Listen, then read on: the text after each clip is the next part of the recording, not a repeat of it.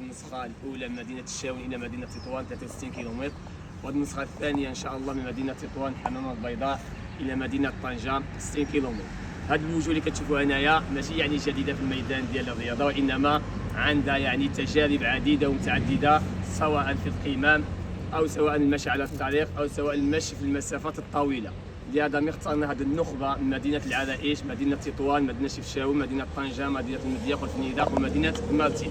فهذا بالحقيقه كيعطي واحد رساله للمسؤولين، رساله للمدينه، رساله للجهه، بان الرياضه خصها ضروري التحفيز، خصها ضروري التشجيع، خصها ضروري مجموعه ديال الامور باش يمشيو نبعدوا الناس من مجموعه ديال المتاهات، الحاجات اللي ما صلحاش في هذا المجتمع من المخدرات من الاشياء.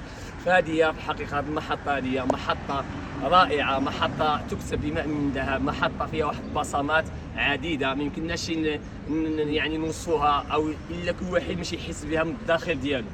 مجموعه ديال الناس، مجموعه ديال المخبطين والى غير ذلك، كيقول لك الحماق هو اللي كيمشي على الطريق. هاد الناس هادو ما حنا ما خصناش نرجعوا عليهم وما نتكلموش معاهم وما نقولوا لهم حتى شي حاجه، حتى في المواصل عفوا في التواصل ديال الاجتماعي، مواقع التواصل الاجتماعي ما نرجعوش عليهم، ان الناس هادو مستحيل يكونوا رياضيين، بعيد كل البعد عن الرياضه.